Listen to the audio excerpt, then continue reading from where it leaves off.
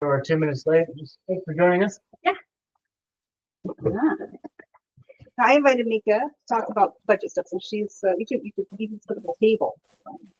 Oh, well, I guess tonight. Does she get a name tag? To like make No name There's tag. a name tag there, but it's the wrong name. Yeah, you get to be Jamie's. So you don't get distracted. Let me get the agenda. I can speak it. I don't have to know. Is there anybody online at the moment? Not on the Google Meets, but probably on the screen. I know now that we have it up on YouTube, right? You can Okay. be searchable in your. So on the agenda, it states the Google Meet is for board members. If they're not on the Google Meet, people can't go ahead and do public comment Got online. a I've verbiage. read for your here. mind. Let me show you something I did. Well, this is. I don't want to interrupt public comment, but I will address your question Yeah, you can because talk a about couple of it. others pointed it out as well. Okay. So here on the board meetings and agenda minutes is the monthly table. I added some instructions for how to do that. I just added them today, so it will be a little tricky if anybody wants to do that tonight. But it's public streaming now, so you could say, hey. If you want to do a public comment, hop on the live stream Yeah. or the Google Meet. Who's the Yeah. Which is posted online at muddycreekcharterschool.org. There it is. Where are we? March live stream. I get this. It's on the agenda. All right, so let's enter our meeting 7:04. Sorry, we're a couple minutes late. Public comment may include suggestions and objective criticisms of operations or programs, but the board will not hear complaints concerning individual personnel. Board will hear comments, but will not engage in discourse with the public in this meeting. So, you know. Any public comments? I got one. Something that is that I've seen come up a few times recently is like media literacy, and like between social media and just in general media literacy among youth. I realize a lot of our school is probably too young to be driving that point home, but I don't know what we can be doing, especially like 5th, 4th, 3rd grade, to encourage that media literacy piece, and realizing that maybe an Instagram reel is not canon, and like just encouraging that literacy when it comes to understanding media and how to go and read sources. It's come to my attention that like there's nothing in like really state curriculum, local curriculums, and that's countrywide. So it's like if we can do our part to encourage that within our students, I think that would go a long way to helping. Oh, there's media curriculum. Are you engaging in discourse? Huh? Are you engaging in discourse? Oh, I'm not supposed to. You want a public comment? Yeah. Here's a comment. public That comment. Yeah, I mean, I guess what I was standardized in curriculum across districts and stuff like that is that's my understanding. Any other public comments? I want to make a shout out to Patrizia and everybody that did OBOB this year. I think it was so fun to watch. Like, she does it so well. She actually sets it up way better than most of the other schools, by the way. Sorry, you know, YouTube people. If Lincoln, if you're watching, no, I'm just kidding. No shade to Lincoln. I think they probably do a good job too. But she sets it up really well. She makes sure the kids are being kind and having fun, and the kids did really well. And we even went and saw our team compete at regionals, and it was really cool to see, and to also see that, yeah, she does a great job with the kids. So shout out. 2 years in a row, and we like the Sweet 16. Is that what they call that? Yeah. Yeah. Yeah. Did a lot of books. I got one quick public comment. My kid just did the 4-H public speaking thing. Bunnies? Super valuable. Yeah, bunnies. And but there's other ones where you just draw a topic and you get 5 minutes to brainstorm and fill 2 minutes of talking. Pretty light stuff. They did 3 or 4 practices with the PowerPoint, but it didn't need to be that much. But anyway, super good. And anyway, there's a good program in 4-H. They're all project based, and anyway, good things that teachers could probably, hold if they were so inclined. And some bunny action too. Any other public comments? No. All right, moving right along. Patrick, we got the minutes. What are we got to catch up on a couple, right? I have on here January and February. Public and executive session. Mhm. Any questions or on those? Any motions? Where's Jackie? She's the one who's usually Yeah. Johnny on the So- spot. Somebody's got to move Yeah, to yeah. approve. Come on, be brave. Approve them. Move to approve them. Both of them. I'll second that. Five. All right, thank you. Principal Danforth, you ready with the executive update? As always. Share this tab instead.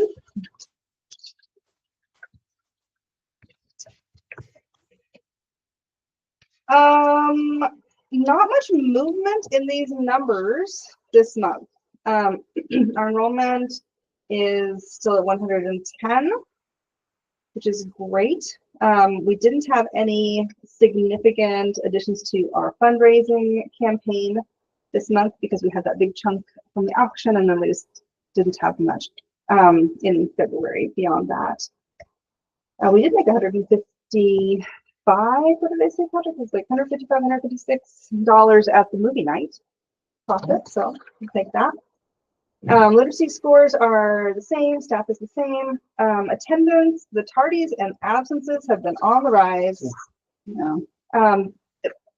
The kids are sick. I mean, the sick that is going around is sick. Like it's a week at a time sick, and then it just goes to their families, and it's been a little ugly. And same with staff. I think everybody's been, especially in February. I think all of us got something at some point. And I was even out for a couple of days, and that doesn't happen usually. Things that are coming up on the horizon. Well, actually, I jumped the gun. Last month, we did Jill Hine organized an amazing career day. All the grades participated. We had, I think, 4 or 5 guest speakers, parents. And I forget, maybe it was 4 because we had somebody who had to cancel. We Was it had 5? 1% One cancel. That's it. Yeah. And then Mika, our guest teacher, was the one who coordinated the BLM tree planting extravaganza.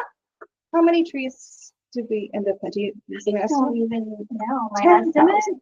Well, it wasn't all trees. We planted shrubs too. So we planted, I know Osaberry because it's already flowering, and a few others. I But call them we're gonna- RIGs, roots in the ground. Yeah, I went, went out walking and I was trying to like prop some of them back up though. So Yeah. some of them are in like puddles and there's a little bit of leaf yellowing, so they do need a little more love. And then as we wander into warm weather, we're gonna have to get some watering cans. But that was wonderful, and all the kids enjoyed it, and I think a lot of the teachers extended that into their classrooms.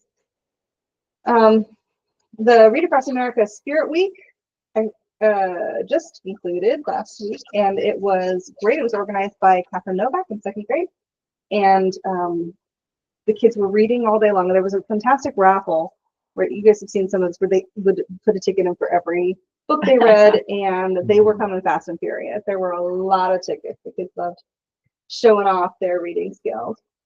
Although I think the upper grades accused the lower grades of having an unfair advantage because their books are much shorter. Oh, yep, I heard that. Uh-huh. Well, I told them that they can Still, read as many Gerald and Piggies as they want to. Yeah. And that's It was fine. the 2nd and 3rd that won, though, Yeah, right? it was. Like, Yeah. Again, OBOB was 100% successful. Our auction was great.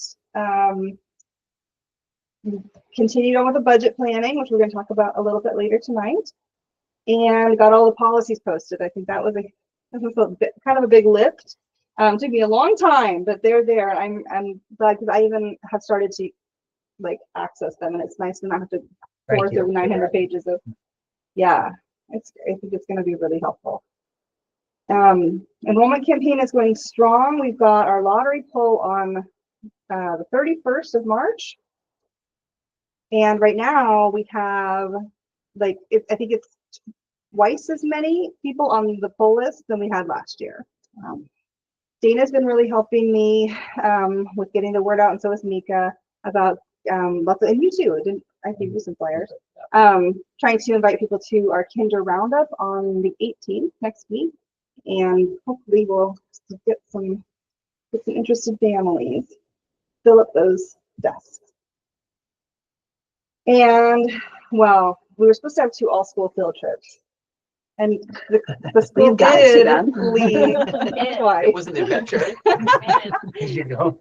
No, I heard about it. Karen, did you hear about that? They went to the Oliver preview of with CHS or something. Yeah. And this is one of my sick days. I couldn't be there, but I guess it didn't matter because as soon as they sat down, the fire alarm went off, and then everybody, the whole school had to like be outside for hours, and then they made the kids leave all their things or something in the auditorium, and so then they couldn't even leave. But it was like, and finally one of the parents went rogue and collected them all.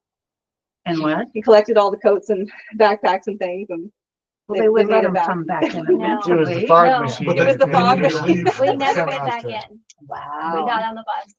Yeah. Wow. It was raining too, right? No, Somebody told me not it was really. cold or was something. So how were you even into it at all? No. It never just- started. They were talking No. about like the They're fog talking machine about is the really fog cool machine. and it's gonna start this. It was the dramatic buildup, but then it built up too much and then Yeah. set off the smoke alarm. Oh, old London. What can you do? The fog wasn't that cool, and I thought. Anyway, so Oh, they we must better have have a- yeah. I mean, Around around that two. time, London was burning. So. Yeah, Authenticity. and they had all the like law enforcement people in gas masks, so it kind of made sense that What a scene. Yeah, I was getting texts all the time. Tom was like, somebody just pulled the fire alarm and now we're going outside. And I was like, oh my God, well, which one of our kids did it? And he's like, no. Not ours. Thank goodness. So did everybody get their stuff back? Finally, just the end of last week, we got the last jacket. Oh, wow. Oh my God, that's and how did it show up? Finally, the courier delivered it. Oh my God. Huh. Yeah, I don't know why I put Read Across America on last month and this month, but that's what happened. I did it twice. It was so good, I had to do it twice. And part of, I forgot to say before, part of Reading Across America was we had a guest author, Audrey Sobel. I don't even know if I'm saying that right, but she did an assembly with the kids and talked about what it's like to be an author and how they can be an author. And Name one of them. I didn't look at. Name one of their books. You know. they weren't ones that I was familiar It with. was Yeah. Acorn Party Oh, was the Acorn one Party? she read to us. Oh, uh-huh. That was cute. So that's kind of nice. To have not a field trip out, but a guest speaker in. I think those are. Did she charge a whole lot? No. I think those are. So, I mean, it's just so, especially kids that like Great to write. experience, yeah. You just think, I could do. I've seen an awful lot of homemade books around the school since then, so I think she made an impact. That's good. I even helped with making a Gerald and Piggy, but we were told we can't publish it because of copyright. We did our hearing screenings. Dental screenings are, I think, next Monday. And we're going to present the first budget to you guys tonight. Kindergarten open house I told you about, MOUs. Hopefully we can get those out by the end of the month. And again, lottery draw coming up.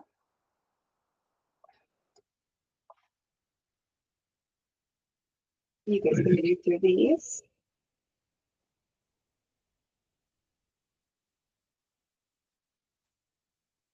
And if Tom's listening, I did incorporate your edits in this slide.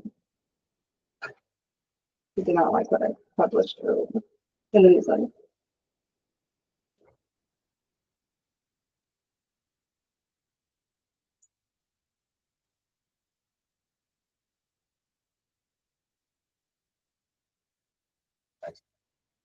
And there's sections. The sewing's been really interesting. The kids are into it. So cool.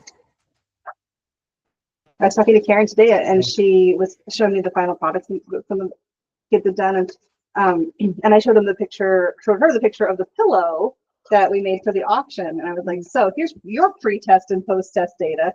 This was like before you even started sewing, and they're great, but they're a little, not high quality. We just sewed one button, and here you are doing all these stitches and all your animals and things. So I'm really kick out of that." That is my update. Any questions from the team? But I read maybe treasure somewhere in there, the fundraising. I think we went from something like 77 to 0 to 77 to 250 or so per kid this year. The In terms of the the amount of fundraising fundraising that we're doing. So anyway, we need to get to like 600-700 to like be where we want to be, but the trend line is heading in that direction if we can keep it going. So. And then definitely keep in mind that $15,000 is what we were able to scrape out the whole year last year. Yeah. And we've already exceeded that. So, and we haven't even done Jogathon or plant sale. So we still got a little time. Not sure if this falls into budget or ED update, but with the enrollment lottery happening, I know last year there were quite a few no-show families. Mhm. What are there any things we can be doing this year that can go ahead and alleviate that? Well, we talked about, and we've talked about this before. The idea, the process kind of went like this. We did our lottery draw, and we sent an email to the families. Congratulations, you were drawn. Please respond and let us know if you want the place or not. And if and then we reached out a couple of days later if we didn't hear from them, just like individual phone calls. And many of them had to like applied for the lottery like a year in advance, and they were like, "No, never mind." So we just keep going on the list, right?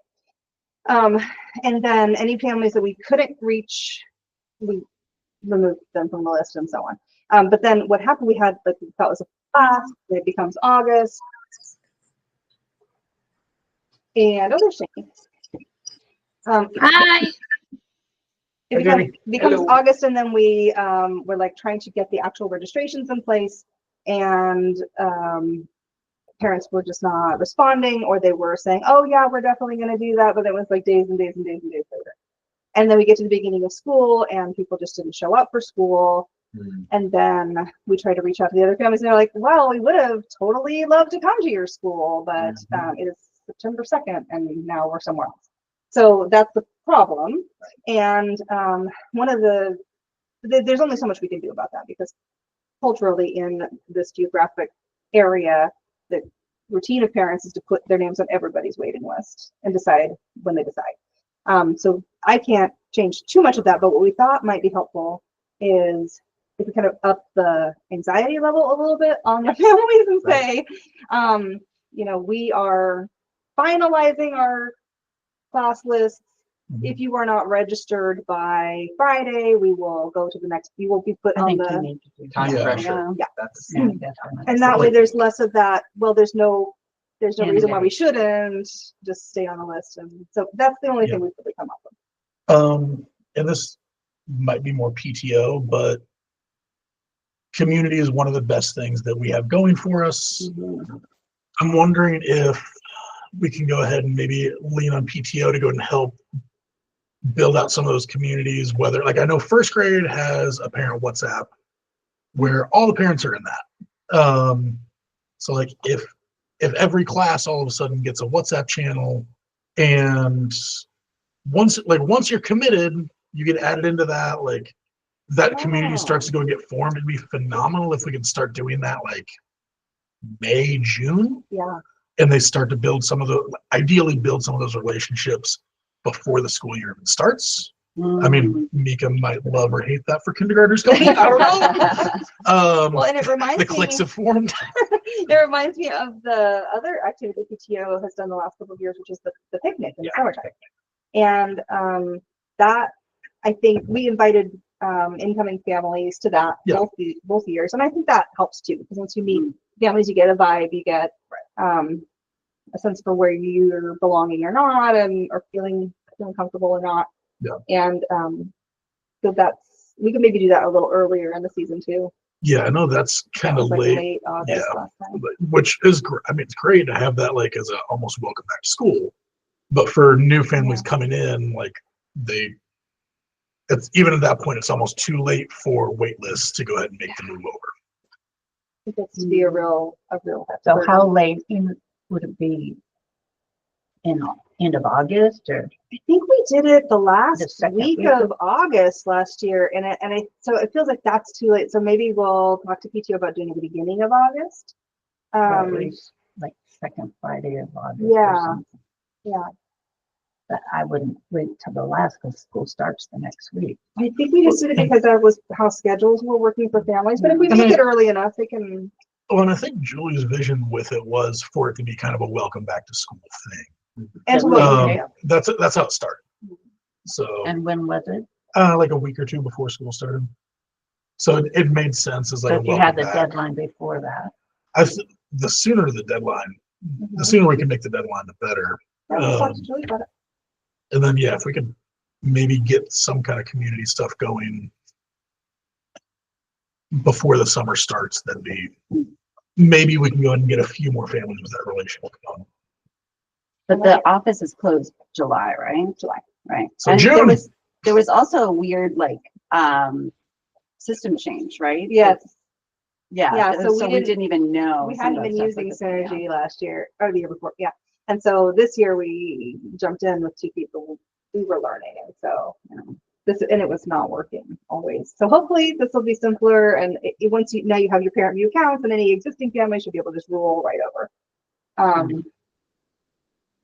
Is there any thought of a lottery for the other classes rather than a wait list, like advertise it as a lottery? I've been. Yeah.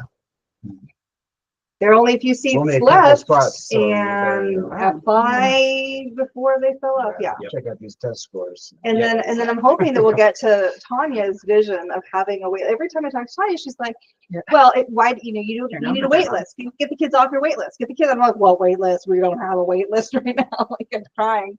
I want to be like Franklin too, but I think we might have a chance next year. But there's no wait list. As soon as the kid shows any kind of interest, we are like, We'll just take them off the Uncrustable and put them in a seat for a day. Get over here.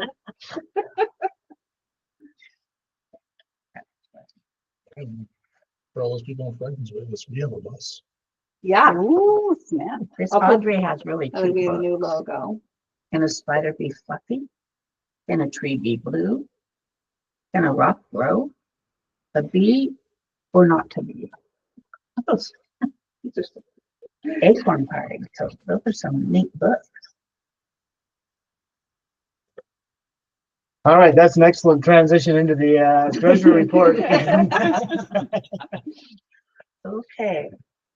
The plus side, if you look at the budget versus actual sheet that Tanya sent us, we said we'd get 12,000 in donation, and we've actually done 13,324 in donation. So that was exciting to see. And I don't know why they don't all show up on her spreadsheet. We talked about like how to flag them for that. So the number that is on my slide is the accurate number. So I don't know why that's lower than, but Well, she splits some of them out. yeah. And so it's an ongoing struggle. They should match. And like she has the auction different, they're not all under donations. Yeah. But they're not all under fundraising. I mean, why is the auction separate? Does PTO want it separate? No. And Probably fund it's a run, reminiscent line item. so, Residual line item. Yeah. but she should stick them all. It used to be under the only fundraising we did.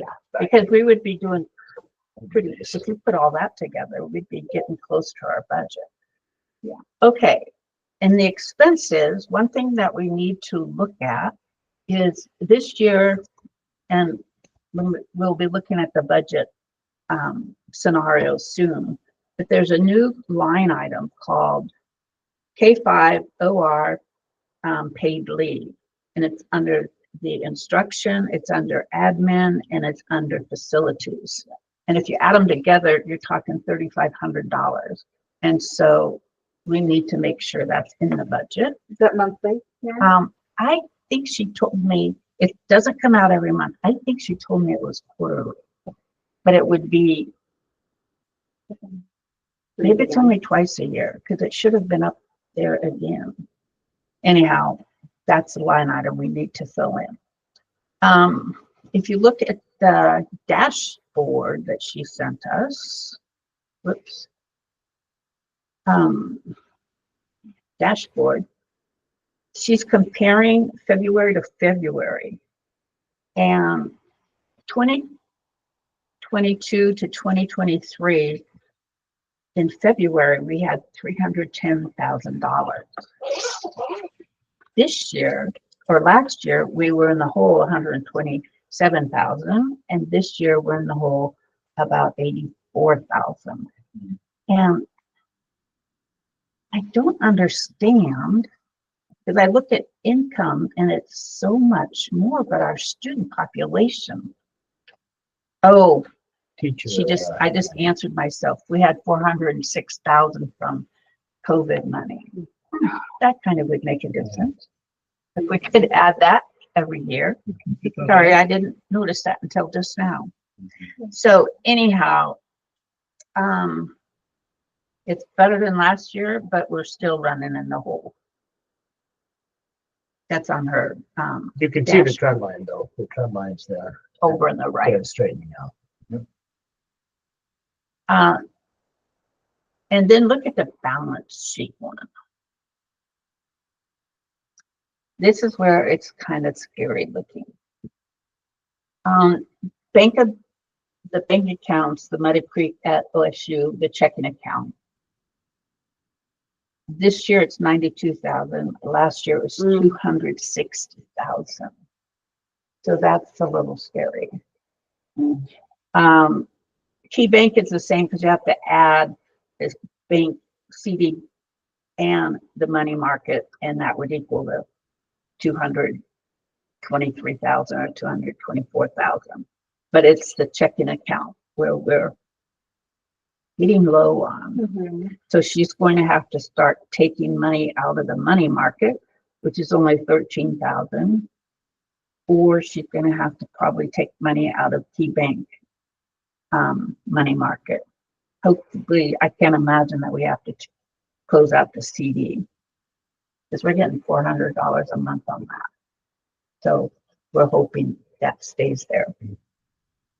So those are the highlights that I picked up on the different things that she sent us. One of the other things that I was made aware of this week is that our transportation bills have not been paid yet this year. And see, often they don't bill you until. Well, but the bus company seems to think that's unusual because they have been beating down our door saying, you owe us like $12,000 tomorrow, or the buses stop coming to your door. Like, so, like, I think that we must have been in a habit of paying them something. And so we're checking with CSD to see why that is not happening. Do they not send the bill? Well, CSD? they're supposed to. Because sometimes we'll have 50,000 sitting in there, and then 2 days before school's out, we get this big bill from them. Well, they're on it now, so I wasn't aware, but now we are, and so there might be a big chunk next month. I don't even know. Unless they just hold it for us and don't bill us till the end of the year, but at any rate, there might be $12,000 more than usual. What is even transportation?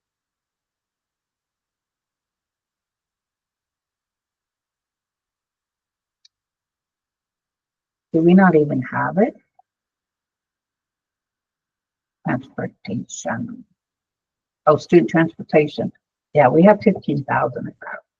And we only have 4,000 left.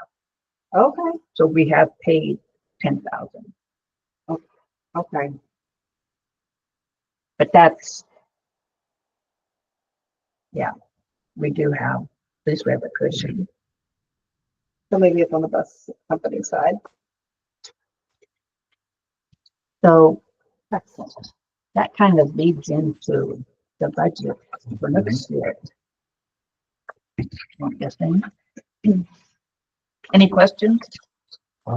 Yes. Thank you. Uh-huh. All right, budget. Patrick, Karen, and principal Dan for us. All right, hang on. Everybody get a copy of that? The good, bad, and the ugly. Mhm. Well, hang on, I've got to change the permission so that I can share. So to catch you up Keep just a saying little bit, that, Alex, sorry. we had a pretty good surplus going. We ran into COVID. Yeah. Which was a rainy day. We spent some money on rainy day stuff, computers, throwing things against the wall, trying to, Yeah. get through that COVID. And then we came back into school, needed behavior, spent some money. Two Went the different hole. admins. The hole that we got refilled and much more with our employee retention credit, Mhm. which was a government program that basically paid you if you didn't fire your employees during COVID, which we didn't. So we got a pile of money with surplus, and Tanya instructed us not to spend it, but we could either cut programs and teachers Or and spend it. staff, or we could spend it on the kids who needed it. So we did that. And so our trend lines is coming back up, and we're kind of at a point where, do we get students to fill the budget up, or do we not get students and have to make cuts? That's right. And that's where we're at. The good synopsis I kind of got from reading these three scenarios too, but yeah. And I feel like it's okay to share these with the live stream. There's no confidential information on there. Is that okay with everybody? Yeah. Yeah. So I won't be showing our individuals' salaries. We won't be talking about individual jobs or job performances, but just programs and a few different ways to look at them. The budget committee, just as a reminder, was myself and Karen and Patrick and Jackie at some point, but then schedule conflict, she backed out, understandably, and then Mika and Tom were also a part of that conversation, and Tanya. What we looked at were 3 scenarios based on enrollment. We have fixed costs, including teacher salary or staff salaries, and facilities, utilities, PERS, the new thing. There's a lot of things that we have no control over, really, in terms of what we have to pay. So with the fixed expenses in mind, we said, what would happen if we had only 100 students? What would that look like if we were trying to run a school? And I'm calling that the unsustainable model.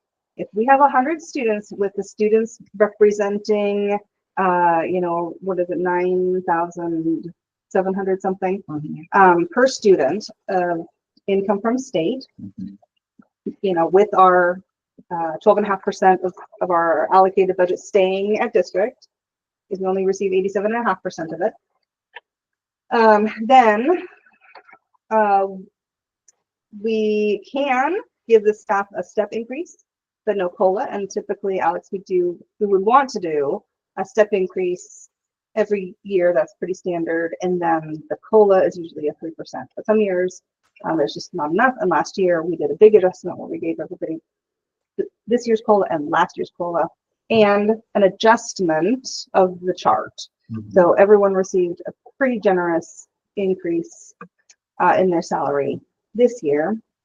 And I'm trying to get back into normal, but in this scenario, and salaries are based loosely on 80% of what district pays. We tried to get to 87.5% of what district pays, but that was also an unsustainable model, and historically it's been 80%.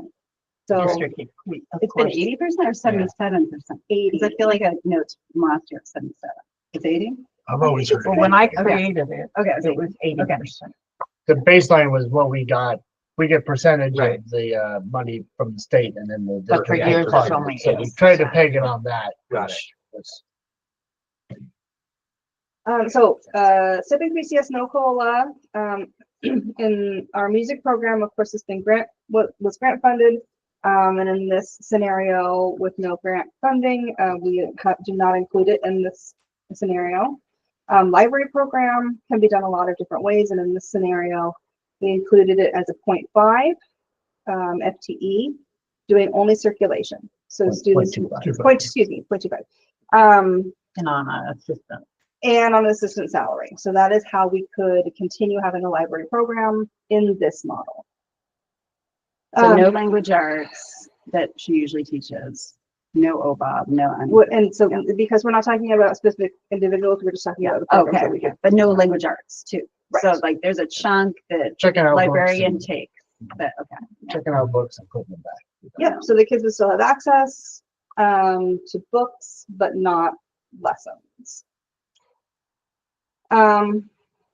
We also looked at, because teachers still need prep and they still need breaks in the day to plan and prepare. We were looking at specials, reducing specials to 30 minutes a week, or 30-minute time slots twice a week. The other 45 minutes, PE is twice a week, and the others are once a week. Art is 60 minutes once a week. And in this model, art would still be 60 minutes. They would have their 2 30 minutes together into one 60 minute. And art, PE, and reading still at 0.5 FTE. In this model, my salary is adjusted based on the chart that you guys looked at in the first ED salaries. ED salary. But the ED would not receive a step or a COLA. But you would naturally have a step It from would what be you have now. an adjustment. Yeah. Yep. And I don't mind talking about my salary with you guys because it is public record. All of the budget items reduced to bare minimum, so went through and just like anything that had any kind of scale to it, it's just the base scale. So facilities we need to be able to buy paper towels, but we don't have to replace the gutters. We need to have paper for the printer, copier and whatever, but we don't have to have donuts every day. So or every Friday. Paper making. Right. Student labor. We also utilize stipends, and in this model, they would go only to lead teachers. The stipends go often to if a teacher agrees to help with a project on a non-contract day. That can be interviewing in the summertime. That can be attending meetings that are outside of the normal working hours or trainings. They may receive a stipend for that. Committee members that are staff members receive a stipend. And then lead teachers receive a stipend. Lead teachers this year are Mika and Tom.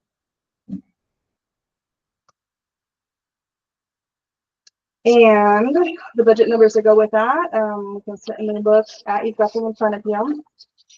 It's neat. And no matter with all the cuts that we did, we still are under by $7,500. That's what makes it not sustainable. And for anybody watching, keep in mind the way that we calculate our money income is we take student enrollment and multiply it by, it's called ADMW, and that's the amount of money that we receive per student, and then From the state. from the state.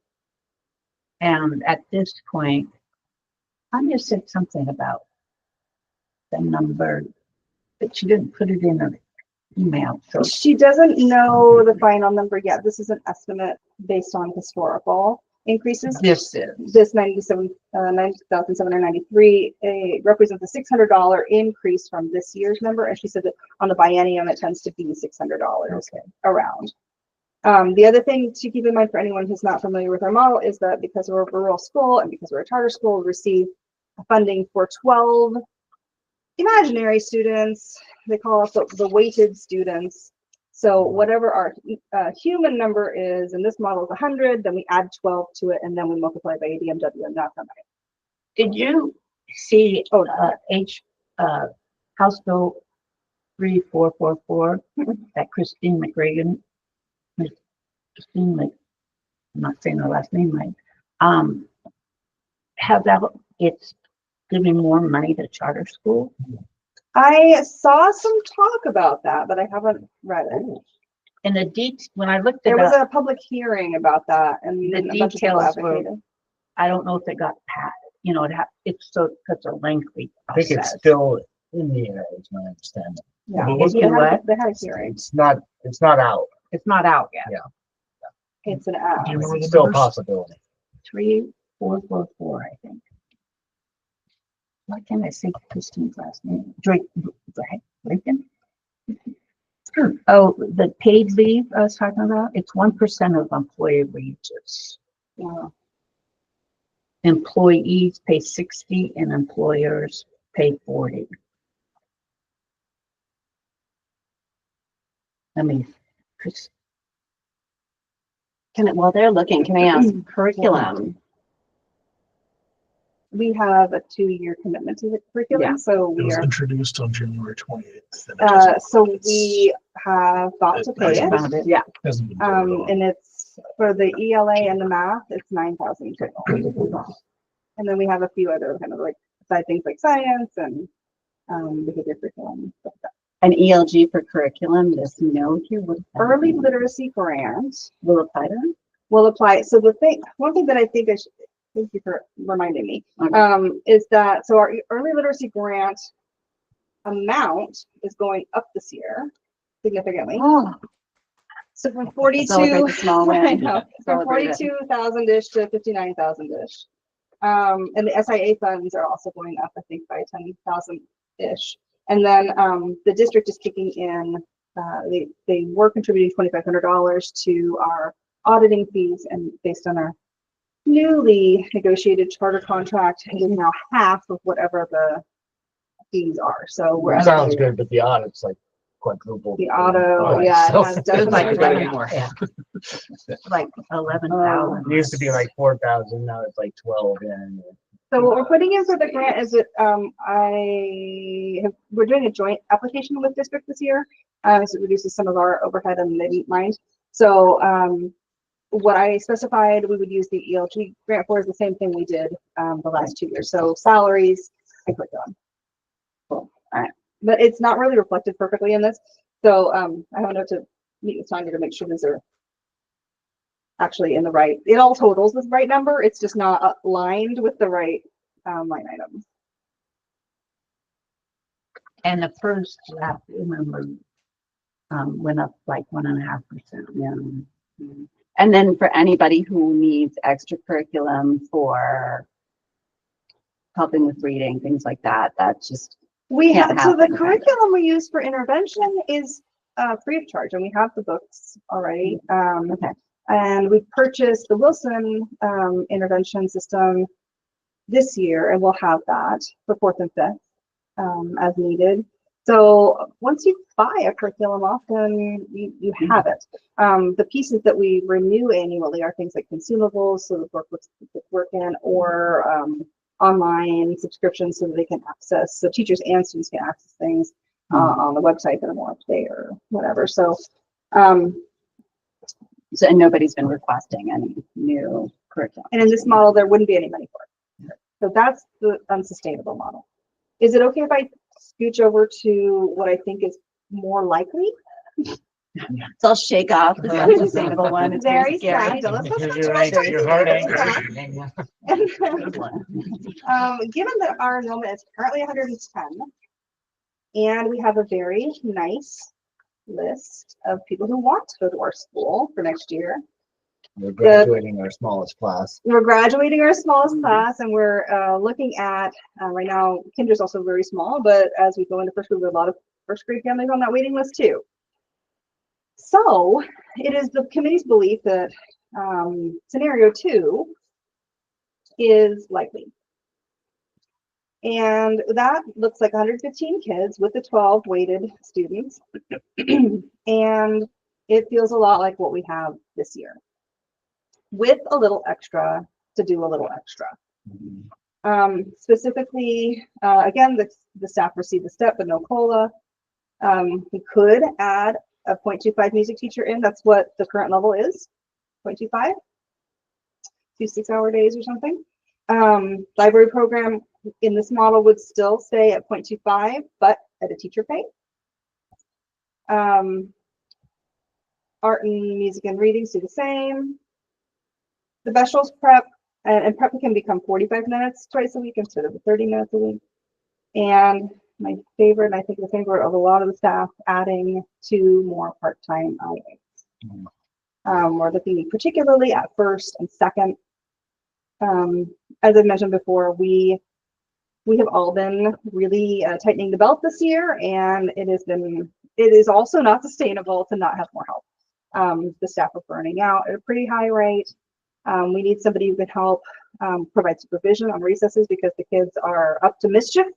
There's just not enough people to look inside the tires and under the trees and behind the garden wall and whatever. So just having more people to manage that. And it's also a little bit sad because there's a shortage of staff, then we can't allow access to the garden or the field because nobody can be there to see it, and then the kids have a reduced experience as well. So between running small reading groups and math groups, which is something that I think all teachers have told me that they are interested in having, so intervention for math, that would be really helpful. And we've I think we've talked about, Mika, like having, loosely we need at least 2.5s. And we have ideas for how they could be used.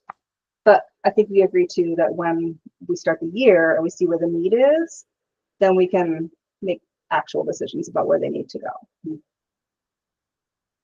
Quick question.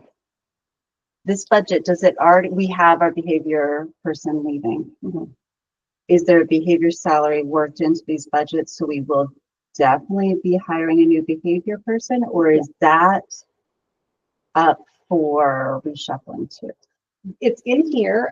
When the staff were surveyed, they overwhelmingly expressed a desire to maintain and or increase behavior level support.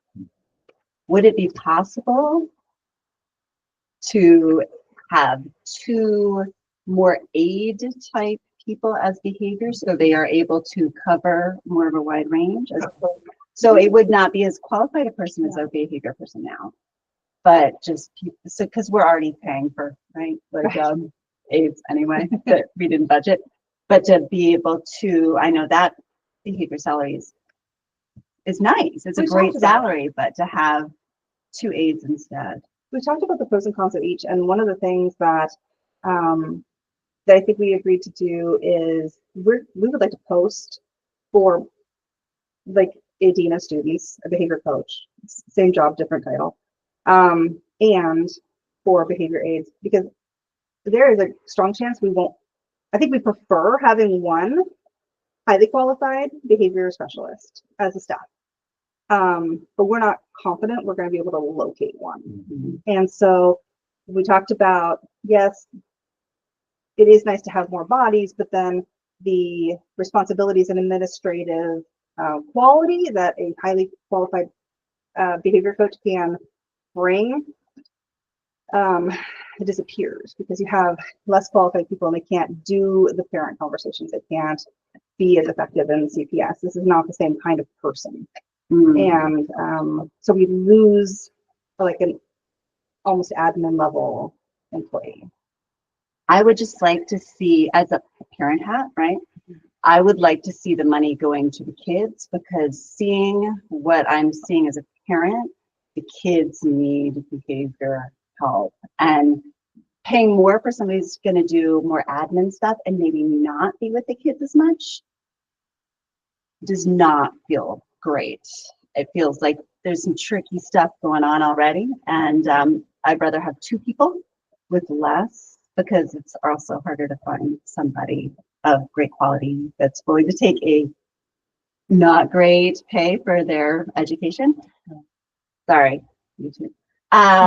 Versus 2 people that, you know, are still underpaid, but they can really like be on the walkie-talkie, show up, and then also when there's nothing crazy going on, be in first grade or be in second grade or be where they're needed. It's trade-offs. Either way, it's a trade-off, right? Yeah. So you can have more people around, but it is the quality of the work they're doing the same as the quality of what the one person. I think we've had a lengthy conversations about this, and I think the idea of posting for both and seeing what our options are is the best way to go about it. Because there was a staff survey about that, right? Do you know what did the staff overwhelmingly say for that?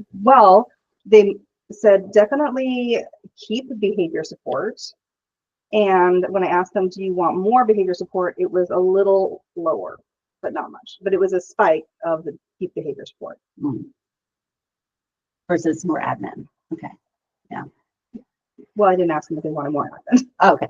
But, So just so I can go and clarify, when you're like when you referred to one of the behavior support roles as like more admin, you're talking more like admin competency, who like they're still with the students quite a bit, but like I guess without getting into specifics, what would you say percentage wise that role is with students versus not with students? So great question. So I'm thinking about nowish. I would say 25-30% of the day is spent doing data collection, data entry, talking to parents, training staff, and meeting with me. And then also attending like community meetings. So all the other deans and students meet together, and so they have those meetings as well. And then the rest of the time is supervising any other behavior help that we have and with kids. So 70-ish with kids, 30 supporting behind the scenes. Yeah. But like they've got like that admin level competency is more what you're referring to. Yeah. By admin, you're talking about like data collection for IEPs and this sort of Well, and things, contributing or- to those meetings or- too. So it's, going to those meetings. you know, I wouldn't include an IA level like assistant in a parent meeting necessarily. I wouldn't say, please call this parent and troubleshoot how we can solve this problem, or relay to them what happened, and let them know that you're available to meet with them individually. And you're also talking about dealing with 504s Yeah. and Yeah, managing 504 plans, which are some of the higher behaviors also. So there's paperwork to that you can't separate, but you know. Right. To that end, A lot of paperwork. But that is normally Ms. Hine, our counselor, correct? That's doing that right now, right? Well- Like when I get an email from her, it says IEP 504 person. Right? It doesn't say IEP. Okay. Um, 504. to that end, and like to that point, if one of the roles was replaced by 2 part-time, would that then take the teacher out of the classroom more to go ahead and attend and support the IEP 504 meetings? It would be more teacher and more me. So potentially we'd have to go ahead and have the actual classroom teacher out of the classroom more often. Substitutes in this budget? On all scenarios, we have budgeted $20,000 for substitute. Not in-house, but out. Do we take like students at OSU who are like early childhood development to spend time out here? Does that ever happen in the school district or at charters? You know, it's tricky because of confidentiality. Yeah. So we have student teachers and Intern interns, teachers. intern teachers. So we have a lot of their help. We can't just have like anybody come. So we have to be really selective. It's not an unexplored avenue. Yeah. Well, yeah, where I'm coming from at OSU, we had sort of a hole in the clinic as far as like rooming patients and doing sort of basic medical work that you might not necessarily need a license for. And we ended up developing like a student worker program, which is a really budget effective way to get just more bodies, right? And folks who are interested and, you know, aware and can learn and want to learn and provide a lot of value at a really low cost. It's just an idea. Yeah, I don't think we explored some of that last year with Kathy, but it never came to fruition. I work at OSU, so if you want me to go knock on the door and be like, hey, you know, maybe we could set up a program, I mean, just to get people out here. Yeah, I mean, that's why I'm here, to try and help something. So I'm happy to do it if I mean, I don't know all the ins and outs and legalities and whatnot, but. Even playground, right? I mean, you've had trouble getting help with playgrounds. Yeah. And if they would get some credit in a class, or I don't know what it would be. I'm not trained as a teacher, so I don't know, but. Yeah, we could definitely talk more about it. We have had more intern teachers this year than we have in other years, and I see that increasing. So Tom has 2 and I have 1, and I'm a student teacher. So that's a good relationship too. As those mentor teachers might encourage others to come out here. Because the student teachers are like are able to do a bit more. That seemed to completely dry up with COVID. So it's nice to hear that there's teachers coming back into school. And these are folks that are in training, Yeah. not yet licensed, but will be. Yes. Yeah. Junior level and senior level. Right. They cut the hours and then they just stopped going and do that. Sounds like we need to rebuild that. There's At least in Western. Mm. This side. So it sounds like really you're gonna have to put a call out and see who your applicants are and what their experience level is to see where they're on the steps. Yeah. And then, okay. And you're in a committee with that, with multiple people. Okay. Yeah. I also increased in the scenario a little bit of a facilities budget because we have some repairs that are looming. Everything else kind of looks and feels like this year. So one thing I should have asked in the meeting, but I didn't. The 5,000 on the doomsday scenario, Oh, the 5,000 you have on the repairs and maintenance. Like assuming nothing breaks and goes wrong. Yeah. Is 5,000 like realistic? 5,000 is just like the consumables. Like that's just Like that actually.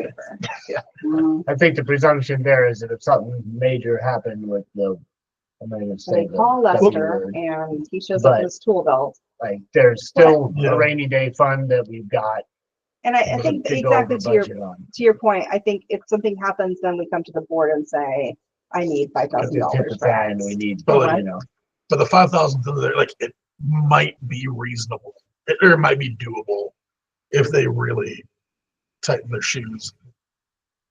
They're shaking their hands instead of using paper towels. And we put a bucket under the leaky cafeteria roof, like, I don't know. deferred It's not- maintenance there now. another year till they Yeah. get enrollment on it. The baseboards are already dry rotted. What's another year? It's kind of that. That's the doomsday. Like, here we are. I still can't believe the district really thinks with this budget, we can maintain a 40-year-old building. Or however, it's probably older than that, and all these people, old people around there Old went to it.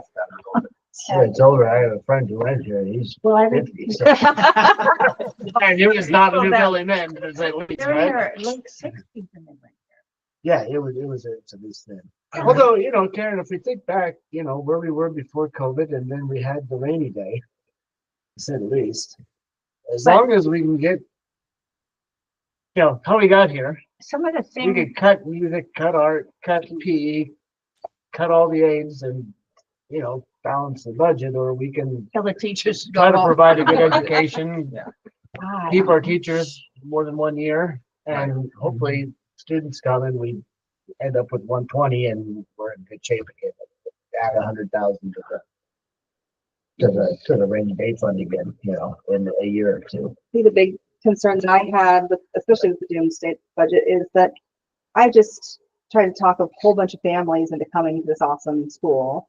And if we don't have library music, whatever, You're not they're getting gonna them on be the rainy like, day, yeah, on the doomsday Yeah. budget doesn't attract anybody. That's but- No, that's horrible. And if you think last year we had how many students? We started off with 95, right? yeah. I think we Finished with started like more or less 102 and wound up with 98 or something. But yeah, So and we dipped deeply into savings. I mean, as the person who has to write the grants for music, I love that you put funding in for 0.25 music teacher. And that would be Don't non-grant. stop those grants. Right? No. I was gonna say, I will like double down on the grants. It's harder, I feel like this year even to find, because I'm looking for library to find grants where they're paying salary and They're not never paying stuff.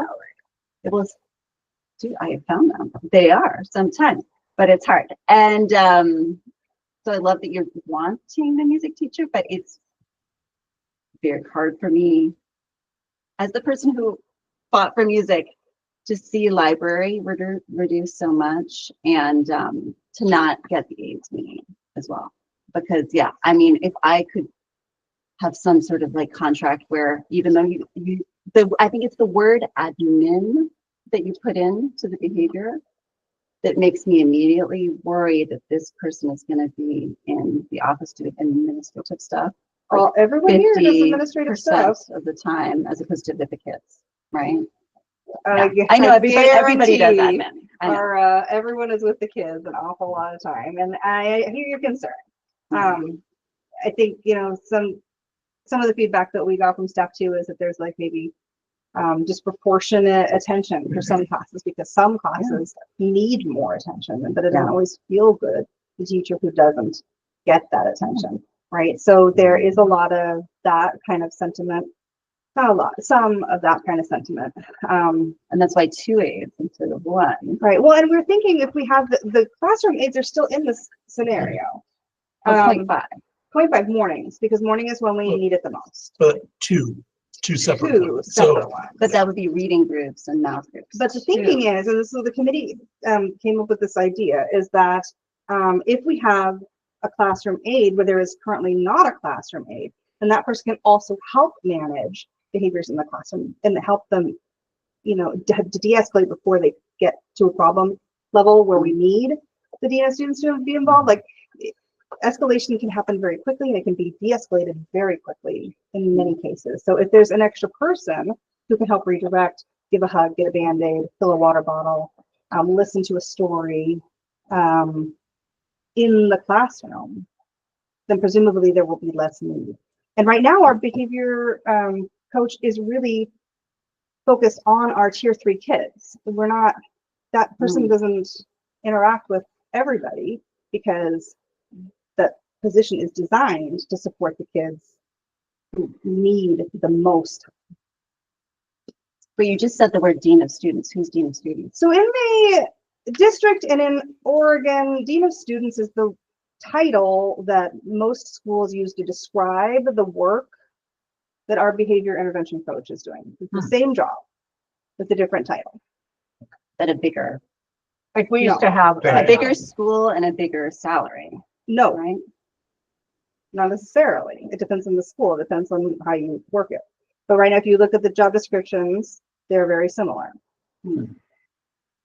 And many schools, But that would be also a specific schooling, like a training for a dean of students. we have changed the description to include educational experience.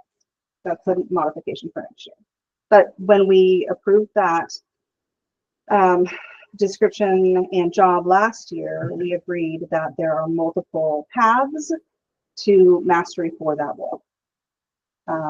Because you can work in the mental health profession and acquire all the skills and experience that you need to be effective in that role. And you can go through the educational path and acquire the skills and experience you need to be effective in it. So we did not make it a requirement intentionally to be a teacher or have experience teaching in a class. I have a question. This is Jamie. Hi, Jamie. Hey, so as I'm listening to all this, so instead of having like tier 3 where we have obviously we need interventions, right, for kids with 504s or IEPs due to excessive behavior. So what about an idea of where we want to be at a tier 1, right, to where it's inclusive for all of the kids to get in some sort of training for the teachers that have, like sensory built-in regulation within the classroom, so that everybody is at that same regulation. But of course, I know that there are going to be tier 3 students, but kind of where, say, someone like me who does occupational therapy for pediatrics, part of my job at Old Mill Center is to go into our pre-Ks and ITS classrooms and kind of do a more consult model, but not how OTs are coming into our K through 5 and giving that consult, where I'm actually taking the time developing curriculum and programs to address a lot of that tier 3 need. So kind of think of it as it's a preventative, right, for the whole school in that sense. Yeah, and Jamie and I've been talking about this, kind of brainstorming the idea of having her as an employee of Old Mill and an expert in this field. Look forward. Karen's throwing oranges at everybody, sorry. And having her come in and kind of train the teachers in those best practice de-escalation techniques. And I think it's a great idea. We don't have it budgeted, but that is something that I think we'd all be open to. Can I just like a CPS is also side tangent? Yeah. It does tangentially relate. So personally with our kids, I have one kid who is like highly stimmed with their legs constantly moving. And we've often thought of doing like the kick bands that go under the desk. Yeah. Would the teachers appreciate, like, because we were like, maybe we just buy them for the whole classroom, because like buy like a 20-pack of them. Could we create a pool of those kind of like intervention items? Would love to talk more about that. We do have a lot of those items for your particular children's classrooms, and the class in general uses them as weapons, so they are not allowed to use them right now. But they, just since we're specific, but fair. I mean, I was might planning be on asking something my else. teacher. Yeah. But got it. Check in with your teachers. But I asked that specifically because I heard it from Jenna. So. Oh, yeah. Okay. Yeah, she's on it. With the regard to the IEs, and Karen, Jamie, correct me if I'm wrong, Terry, you got an idea of this. And speaking, you could tell us how it went. But we came back from COVID, we had massive behavior stuff going on. And so through the kitchen sink at every possible thing that we could think of. And some of it worked, some of it was, well, that didn't work, And then we had IEs in every class the next year. And then we obviously didn't have any budget for that. And that was last year, right? Timeline, right? And we cut it down to more some roving too, and not in all the classrooms. And now we're down to 1. Yeah, now we're down to 1. Is that right? Is that accurate? You've been here, you're a few years now, so you know where we're at, right? So,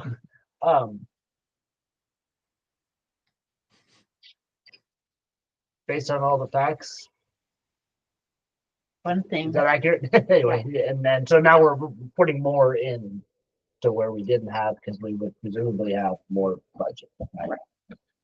And we're paying for at least one more than we budgeted for last year too, right? Like it's just.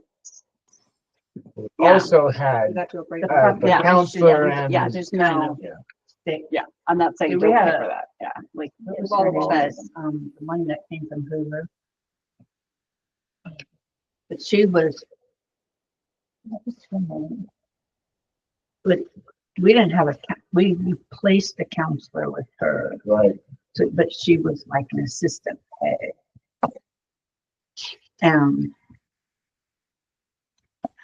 the sad thing is the state dollars have not increased 3%, 6%. They're not growing. That We're nearly enough. letting our salaries, and believe me, I support salaries growing as a retired teacher. And our numbers are kind of stagnant. And our things that we don't have any control over, electricity and PERS and All the garbage, overhead. Yeah. keep going up. And I don't want to burst, Audit. but I went through just real That's so quickly cool. some of the things that we were over, and we don't even have them on here. There's a support safety and a 2000 line, and we don't have it on here, and we've spent almost 1100 on that. Mm. School board advertising, we've spent 2200. So janitorial benefits, and I don't know why that's missed. I think that nobody's enrolling in benefits.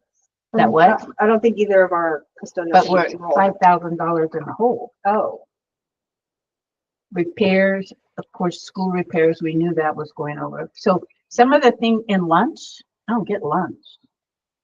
You pay for lunch? we do buy some lunches because the kids show up with no food some days. Or my So kid we need to up stashes that food because we and paid tells me she doesn't have 1,500. So we need to take this, and we should have done it last time, and I didn't really think about it, and really look at each line item from this year and make sure we have enough. And maybe some of them we can, My ear to the ground is that ABMW is going to be 600 to 1,500 more than that. isn't that Where 600 we're already steering. more? So This is factoring 600. This is already 600 more. If we can, if we no, can I do mean that, more than that number. This is 600 more They're from this advocating, year. they're advocating right now. I don't know if it'll end up that. I don't think it'd be completely irresponsible to budget based on that, but like that's where, let's just say, So- you're saying 600 more than this year's level? Because that's 600 more than that. so 1,200 more, because that's already 600 more than this year. No, So, Six- so 1,200 more to than this year. 1,500 more than that number Right. is where we might be headed. So the incidentals, not So- incidentals, it's Yeah. the Mhm. material numbers there would be hopefully, Covered. you know, No, It's, but we're not And, you gonna know, be able to put money in the. yeah. I So treat it as a let's windfall or segue something like that. to a little daydreaming. It's not, maybe it's not daydreaming, maybe it's completely realistic. I don't know, but while I was doing it, I thought, what happens if we actually do add even just like 10 more kids, 125 kids. And I have a typo. Hold on, I better share this tab so Jamie can see. Some of those, I'm I fixing my understand, are typo. sweet, but some are Is the really Are you school guys ever had listening? that number of kids? we were Just around wondering. there We're before daydreaming. COVID. How can We you go were wrong? doing very well. You do that. COVID hit us hard. Well, it hit everybody hard. What I was mean, the there max enrollment? You know? we were around 120, I think, and then you had an extra 12. Yep. I mean, we were So you were talking about adding a room so we could add, and then the yurt and well, We really, had it all. really, we wanted one of Oh. the Modular. modulars from the other school was really the discussion not that long ago. I remember. I was here for that. Okay. And right now the general thing is that you don't have as many kids who came back from COVID. So every school district's having the same problem. Corvallis. ADMW isn't keeping up with teacher pay or overhead. And so they're Albany's slashing. having trouble Mhm. just because of Albany. The Corvallis numbers is are having down. troubles. Wilsonville's having trouble. Anyway, you could. So there's just a lot more people homeschooling, or? The population, Missing. well, Corvallis, And the population population. with families don't move There's in not here. as many Enough kids. kids family. For Makes sense. $500,000 houses. The thing we've Yeah. got going for us We're is not that entry we've level. got It's terrific teachers affordable. and the trend line for our schools better than, you can call it where it is, but it's better than everybody else right now. Yes. and we got a good model. We got a great ED. That's, you know, everybody's We're learning, making and huge progress. our enrollment's This going the is- right way, and our test scores are very marketable right now. Right. So exactly, we can get If we can this, get back if on we can the, get this number of kids, we're in great shape. You Yeah. know, moving forward. so looking at least in Oregon. 125 kiddos, if we were able to swing that, we definitely need to look at some of the staffing increases, but just to manage the extra kiddos. All of the staff would receive their step increase and their 3% COLA. Music teacher, yes. Library at 0.5 with teacher pay. And possibly even adding a place-based specialist. We talked about doing that this year, and then we just weren't able to do that. So somebody who kind of coordinates the school-wide projects and maybe organizes buddies to work out schedules like that. It's a little loosely defined at the moment. 45-minute preps twice a week, or sorry, 45-minute specials and teacher preps twice a week, adding 2 halftime IAs. And then ED salary gets one or the other. Everybody goes to a realistic level, and we can put some money in the bank. So let's look at what that looks like.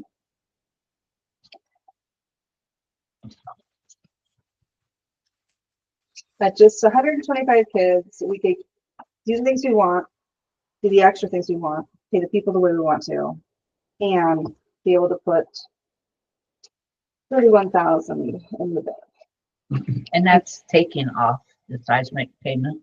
Mm.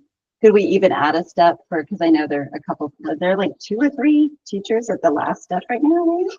I am not at liberty to. Oh, yeah, I'm sorry.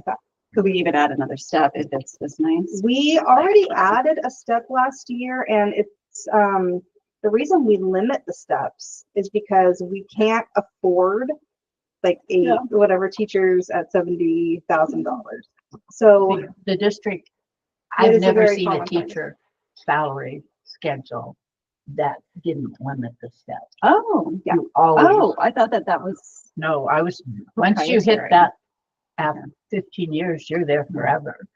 And the only way you got a raise is they gave COLA. and that's just tough because experienced teachers are worth their weight in gold, you know, so that's, absolutely true. And Yeah. we have a limit to our budget. So, I mean, I should point out that like salary expectations don't factor into our hiring practices. So if I were hiring a teacher, I am not going to discriminate against a more experienced teacher because their salary is higher. So that's for me the reason for the limit. Because But we set the hiring, the schedule, which they didn't have before, because the current, the ED at that time just pulled a number out of their belt and said, oh, I'll pay you this much. And it was sometimes, you know, very $8,000 more than somebody else. So we go, no, you can't do that. Yeah. So that's why we came up with that. Heading into COVID, we had pretty much experienced teachers up and down. They've been here since the beginning of the school. And turned over the teachers twice in that like 3 year around COVID time. So for various reasons, but Yeah. anyway.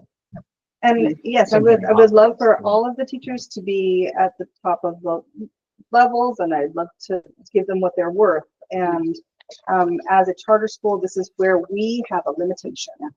Can I ask- I asked this but none of us had time to do the math.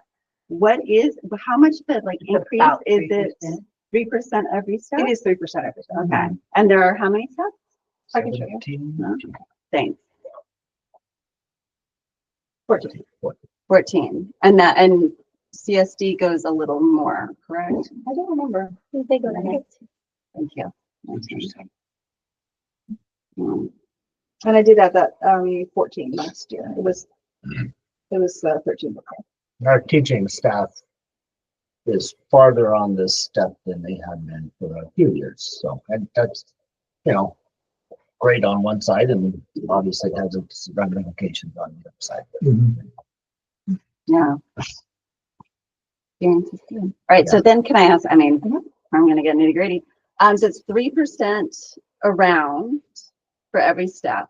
I have to ask, with your ED salary schedule, there is an 11% increase with this step as opposed to 3%. Is it not every other year? Their No. steps are Oh, every for other your year. the ED one that you made this year. You made an It's ED right one? there. It's right there. On the Oh, right, okay. it's every other year. But between today and this first step? Because this, A the, what, teacher would get a step every year. The principal would get a step every other okay, year. So it But- would be, it would I be from where we are now to that first step would Jessica's be saying that my an 85,000 11% raise. today to 90, it's to 94 is 11. from where you are now. Yeah. But we agreed to create This would be the first year of that salary step. schedule right. for an ED, was my understanding. That's why I did all that work. Is that it wasn't fair just to pull it, again, we just pulled a number out of our hat. Yeah. For her, we pulled 100, we paid Josh 100,000. Okay. So, and who knows what we paid Brian, I don't remember. But because again, we were just taking money out of our heads, we said, okay, let's do the same thing with the ED as we did with teachers and assistants. So it's 80% of the district. Yes. And I had to cut it back. But then can I ask too, because the district, most of like the elementary schools are I did that. 3 times, 2.5 to 3 times the amount of students and about 3 times the amount of staff than we are too. Like If I could- Lincoln has 44 staff, 321. And if I could address that, my job description includes responsibilities beyond what a typical principal would Mm. be. So what I do is principal and superintendent and IT director. We're like our own district So, out here. so I see your point. Yeah. My responsibilities are not stopping with the responsibilities of a neighborhood school principal and stuff. Mhm. And they have a longer contract. So I had to take it by the, how, I had to More adjust days. that because she doesn't work, in July. And their contract's a little longer. Mhm. And so all that was taken in, and then they get a step every other year. Does that make sense? Yeah, I feel it, to me, it feels a little tricky that 22% this year and then 11% for next year. And then to get on there, right? It's just tricky, And technically, I should also point out that I will be going into year 3, Oh, so we're not even, but I think if you can remember on the cover sheet, I did not recommend giving myself the step or cold. mm. So you would be at the bottom, so you would take the I'd be at the 11%. first. Okay. I see where you're coming from with like 11% looks like a big jump. At the same Well, time, especially with our like the scary budget that we're in, that's And- the, I mean, and we also we did last year, we put the ED schedule into play, and we've kind of gotten Sarah a discount for the last 2 years. 6%, even at the highest there, it's 6% less than we were paying for that position 3 years ago. If we put that schedule into place, we have to start it and honor it at some point. I mean, the first year we paid her 70 and then 70. and the highest teacher is 67. That doesn't seem quite fair for an ED. So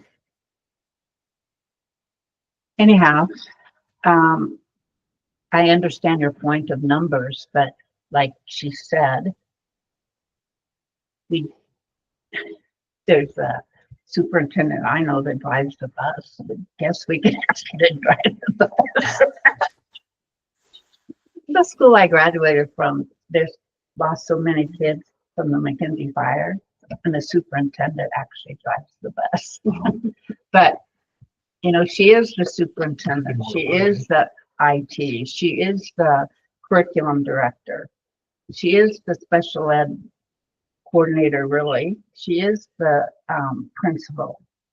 So at the school level, they don't have to deal with the custodian because this is a district job. The secretary is paid out of the district. The principal is paid out of the district. They don't pay their own electricity bill. They don't have, you know, so they're just managing Board meetings. you know, teachers and books, basically. There's so little they manage compared to what she has to manage in terms of budget. So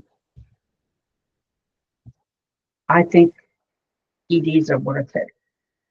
It's definitely worth it. And I feel like I'm like willing to cut music. I'm just, you know, like it's just, I look at these numbers and it's Right. And not the ideal. very Like, sad thing about the school full budgets, the full budget is scary. there's so Right. many flying pieces. Number one, we won't know until the doors open how many kids we really have. We won't know until the state ever gets off their rear and tells us what they're going to pay us. Unfortunately, we don't get any of the property tax money. We don't get any of the bond money that the district gets. We won't know really until teachers sign their MOUs who's coming back and if we have to hire a new one and what step. So it's just a moving target.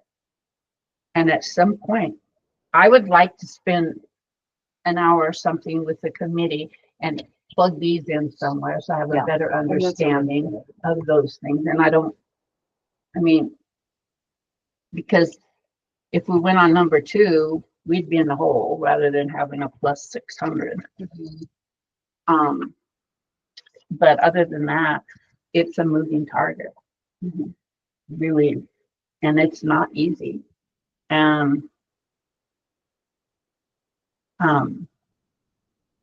Tanya just kind of says, you know, she would not, I don't think, want us to pick 3 because she is so into the number of kids. That's her comment every time. Your numbers aren't up. So Fundraising. if I had my way, I'd say let's vote for 2, accept it. We can get MOUs used out and hopefully we can see who's here and who's not and who we have to hire. I think the scenarios are a really great exercise for the committee because I think there's so much hypothesizing and you know, wonder and how do we prioritize things and if something changes or how do we unprioritize things if something changes. But I think having this homework done, if we say we firmly believe scenario 2 is what's going to happen, it's practical, it feels comfortable to most staff in most ways, and if on October 1st there happen to be 125 kids enrolled in this school, then we can easily pivot It's a lot easier adding that COLA, to doing the increasing bringing hours. things back than say, sorry, you're gone. We don't have enough kids. That's not fun. That's right. And then, like one of the things we brought up in the meeting too was what happens if we're somewhere, because the odds of us being exactly on that number are rare. But like what happens if we're like say 120? And kind of I doubt you've had the opportunity to go ahead and like do the priority list, but one of the things we talked about too was like figuring out, okay, the differences between scenario 3 and number 2, where do those rank as far as priorities? So that way we know, okay, maybe we don't have the money for everything, but we have the money for items 1, 2, and 3 Yeah. or whatever. The priority from the staff is absolutely the COLA. And that, And that so would be my that would be priority like on that. number one, add that. Where's that thing? I got another question. Yeah. The plan is for how many kids in kinder next year? Plan is Well, high, assuming that. We'd you like know, 30, but. Yeah. I think this year our goal was to have like 22 enrolled at the beginning of September, knowing that there's some attrition, with hopefully a core of 20. And that was with Mika and Rena in there. And because we had a lower number, we were able to share Rena with first grade, and that's been great. But I think does that seem reasonable? So we've got our limits are set at 20, kinder 20 first. Do you have any thought on how 22, many 20. first graders you might get based on a waiting list that you might have, That or I- a lottery or whatever you So want? I've made like class limits. And it's like 20 and 20, Are you gonna and get that 22 in? and 22 and 22 and So 22. you think you can add 4 from Yeah. this year's kindergarten We- class into that first grade? We had 20 the years I was in first grade, and as soon as one left, I got one in. So, past numbers have been pretty steady Yeah. at 20 first. It's been way easier to add those lower grades, and then harder you bet. But we're also seeing less movement this year in the upper grades. So Yeah, we're seeing totally. fewer families leaving, and Good. which is And more fantastic. coming. And more coming. So Do you see We're anything kind of like a Like first grade pipeline for Montessori, right? Because we're working Montessori on- goes to kinder, Right. so get that and pipeline flowing. kids ready to? And our really Go to. good teachers in the later grades keep the kids, they get the kids to come and Great. stay, right? Like, And then from first grade to second grade, do you see adding any in that class? I think we should be able to add 1 or 2. Yeah, for sure. Just say 2. And then let's just say I mean, we the should be other able to. ones. I don't know. I guess I don't know. I want to cap them. I want all of them to be full. I don't want to add 1 or 2. I want to have a full class, whatever that number is. Get those play dates going as soon as we have somebody say, I'm thinking about joining. I mean, just just really chill play dates though. current trajectory with the fifth grade leaving Whatever. and a full kindergarten of Read the room. 21, Read the room. you're over 120. Right? Yeah. So, I mean, 5 more kids from there, we're in scenario 3. So I'd like to see us vote for 2, but recruit for 3 and like add 5 kids beyond what we've already, 5 kids we have no idea who they are, and get them in here. And apologies to past board member Aaron for having that kindergarten class. So, but we got a great teacher who seems to not be throwing oranges at us. but, anyway. So it's nice to see that 5th grade number, only 15 kids. This next year they should have the 22. You remember last year they were 11, Yeah. so they've increased their number this year. And I think that it was 11. yeah, we were down to 11, and The end of last- 11? wow, And that would Oh. more. that's From that fall off. from that was the and those- COVID class. yeah, So those they were were in the out. middle of That's the the- kindergarten That's year, the and last then they of the got COVID year. shut down. Yep. And They had no It's sad first that we grade. call them the Yeah. COVID kids. They did not have first grade. Yeah. That now 5th grade class. And they got rocked. They had a new teacher every year up until an unknown teacher every year until this year. This is the first year that they knew that the teacher was who the teacher would be. So, Yes. just trying to keep things moving. So like we're looking at that priority list. Mhm. Yeah, I fully support like as soon as we have the money for the COLA, then like let's go ahead and do the COLA for the staff. But like, Yeah. would there be a way the rest of the priorities to say 1-for-1 priority and saving? Like, Put money in the bank. yeah. Well, like okay, if we're Because who knows about the building, Yeah. like, and that's, can we do one for the rest of the priorities, like 1-to-1 for the item and saving, so that way we're not, I don't want that money going to the bank to be the very last thing, Correct. but I don't want to go ahead and sacrifice other priorities at the same time. So facility, Good point. number 2. So, and Anybody up personal for, and again, it's crazy that I'm saying this, as the person I am, but anybody into putting the 0.25 for music money into the library and having, oh wait, the library program is full on number 2. Okay. that's number this three. is that's 3. Okay. Yeah. So anybody up for in number 2, putting the 0.25 money for music into library to make it a full library? What did you guys discuss when you were talking with the teachers and I think from a marketing standpoint, it is easier for me to attract and retain families if we have a diverse specials. Parents rather- like music. I will say that the other school, the slashing library, art, music, like everything, it's really I mean, if you've got it, even if it's 0.25, you've got something, but I don't know. Yeah. Libraries are 2 hours a day in the district this year. I don't even know if they'll open doors next year. I think their libraries are, Assuming we can find a quarter-time music teacher, like Yeah, right? It depends. I would like if we fall into that scenario too, it'd be great if we could have music and library. your Yeah. desire is more library, is that what you're after? Either more library or I'll just Well- do, okay, that's good to know, but I would love a library, there is a Twilight Zone about the shuttering of the library. And it's spooky and we should all watch it again, but we don't want to get to that society where we're shuttering our library. No, So, I'm like yeah. definitely not. to the media literacy piece. Like I do appreciate that no matter what, we don't envision totally shuttering the library, even in the doomsday scenario next year. But also music, like activating that artistic part of the brain is also very important for kids as well. So, So at halftime, we expect teaching and Yes. not just book out.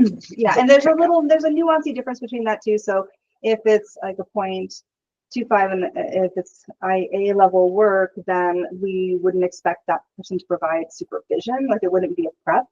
And so teachers would come at the time that they come and they would participate in the library experience. If it's the 0.5, then we consider that person a teacher and they can provide a prep. They'd have enough hours in their schedule to do that, and then they could do what they chose to do with that 45 minutes. Oh, so that teacher would also then not be recess duty.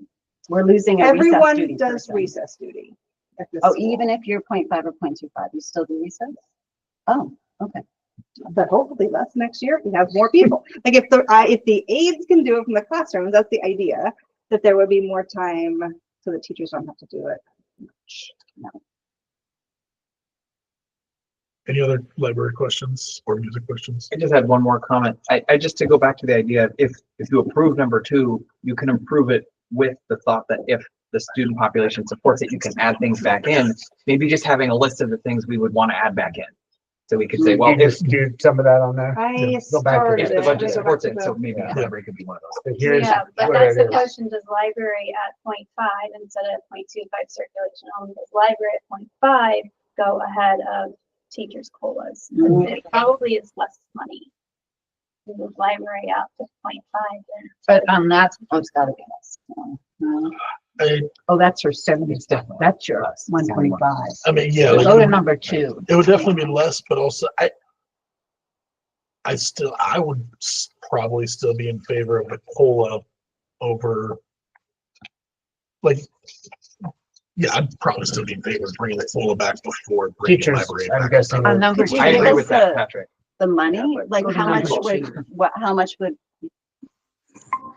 I think that we look at the that a quote that comment? big, like 30,000. I thought they could COLA like Do you have a 4 comment students. Yeah, I'm told maybe 40,000. Jamie, are you talking? I am not talking. Oh, why not?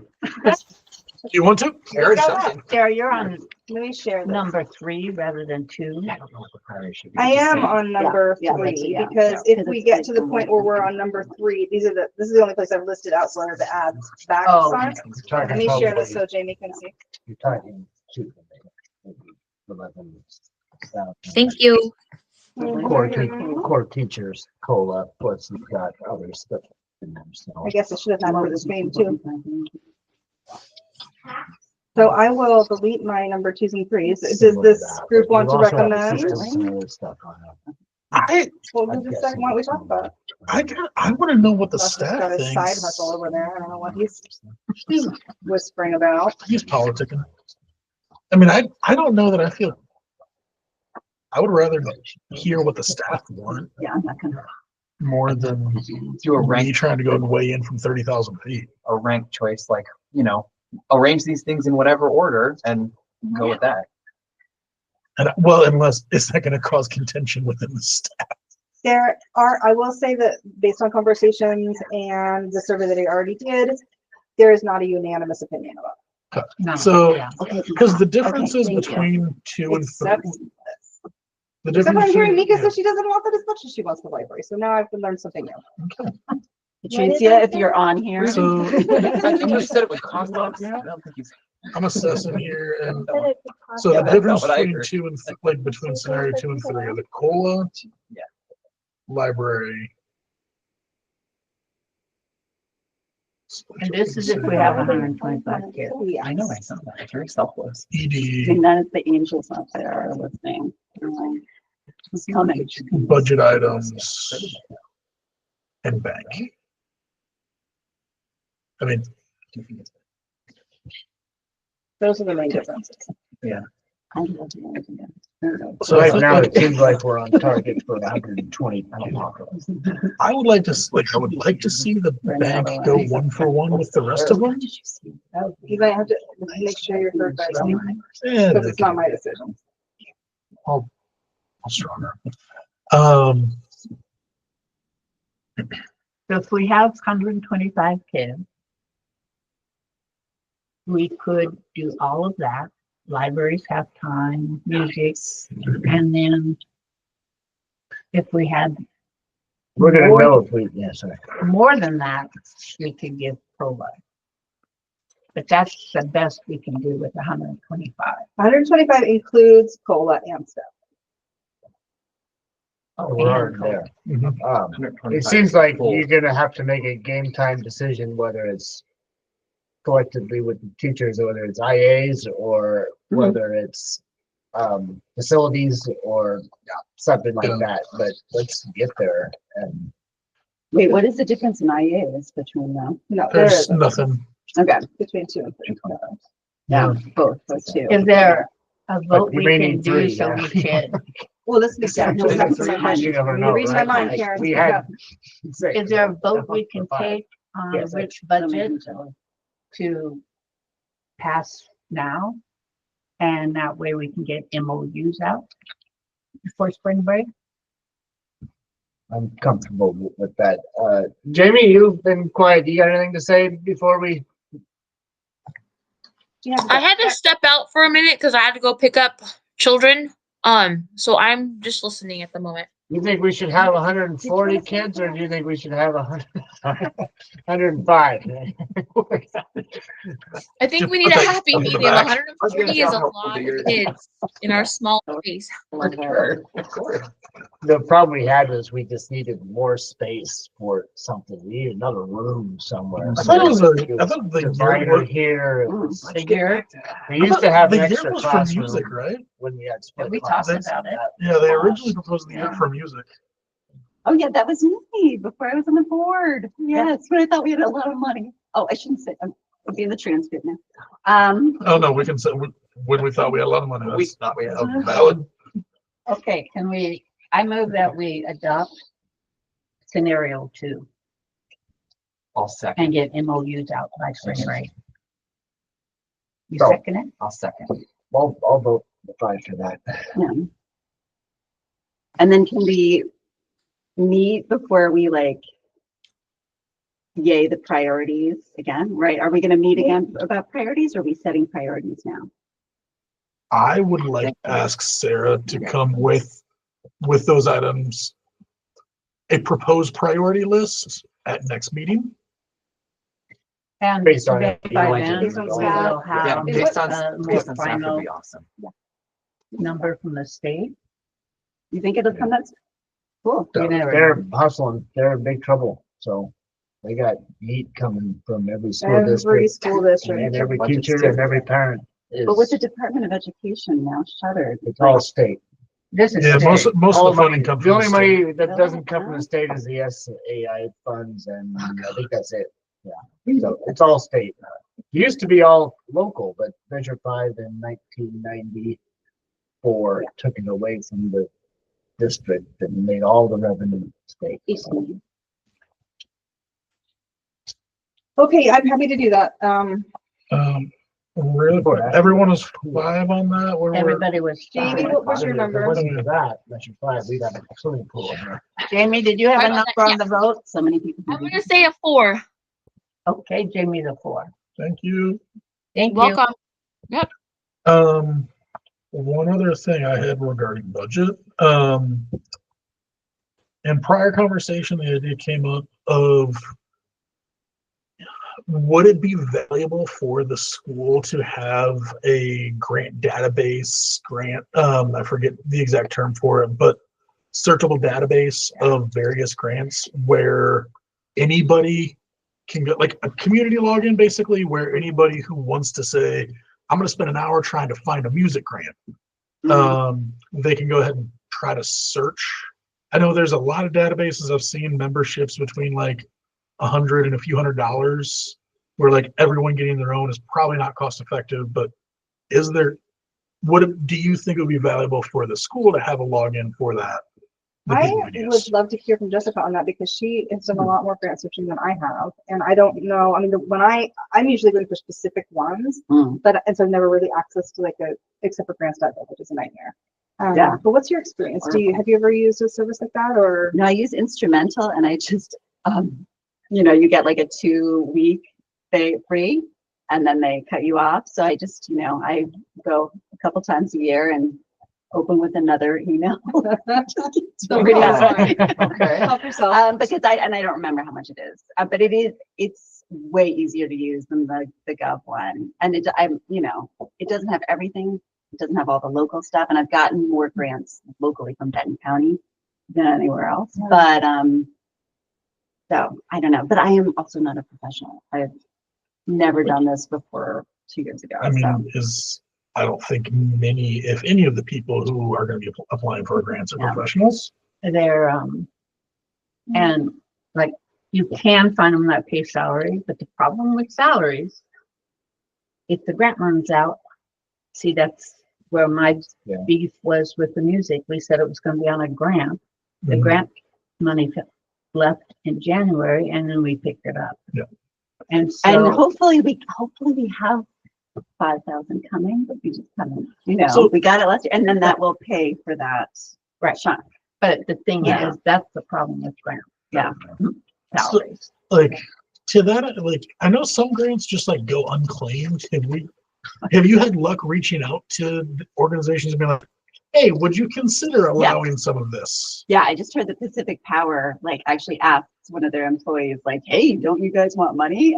So yeah, we're writing for that they do literacy grants, so we're hopefully getting something for the library, but they do not pay salary. Okay. So you have to I might not be voting for Instrumental. It's basic is $180 a month. We were a month, but you just get a different email. That's what I'm saying. I'm saying like something that's saying, something that's easy and usable for like a group of people. Oh yeah, no. Just say use that, but use different emails every month. Yeah. I've got a beat on a grant writer that's doing it professionally for schools, not in our district. I'm hoping to steal him. Cool. I'm working on this. No, spending money on it. That's great. Yeah. Okay. Are we done? We gotta look at the school year. So priorities. We're talking about priorities. So I'm gonna bring now, data or? next month. Okay. And then we And can do do that staff exercise. survey. Then. We have And you're going to do a time. staff survey? Yeah.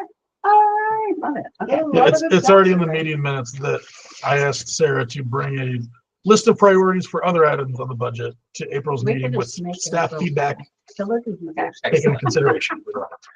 Okay. Traditionally, we've done our own schedule, but mostly it's gone off the school district school year. Oh, With yeah. every once in a while, we'll change something or think about changing something. Is there anything notable in here that's different from the Well School District or any don't sand pits think here? so. Nothing shocking. First day of school, September 3rd. September 3rd. And we've And got then the you always- appropriate number of school days in here, plus some. Sure do. Cool. Do we have makeup days, school days this year or no? There's usually 2 days built into the schedule, that's days, and in terms of how the minutes all add together. And so if we had one more day, then we would. Any comments on this? Any motions? Sounds like this lines up pretty closely with CSD's schedule. Actually, We want to line up with them as much as we can, so we can have one sibling. Right. Yeah. Let's see our meeting. Yeah, definitely Yeah, understand. let's look at Christmas. That was the best Yeah, first that thing you looked at. stupid When did we thing, get out? yeah. That was a Winter fiasco from holiday. a few years ago. I move that we approve this draft 25-26 school year schedule. I second it. And I vote 5. Everybody saw. Jamie, you got a vote on the school Out schedule? of 5. Cool. Oh, 5. She's Back 5. to unanimity here. We had a couple of dates for school board training. This one is not anything beyond just more training. We've done 2, like, here's your lanes, here's what a school board is, and this one is more like, more like what we did last time. Hopefully it's not exactly like. and a little bit of instrument for Alex. Anyway, it's all good.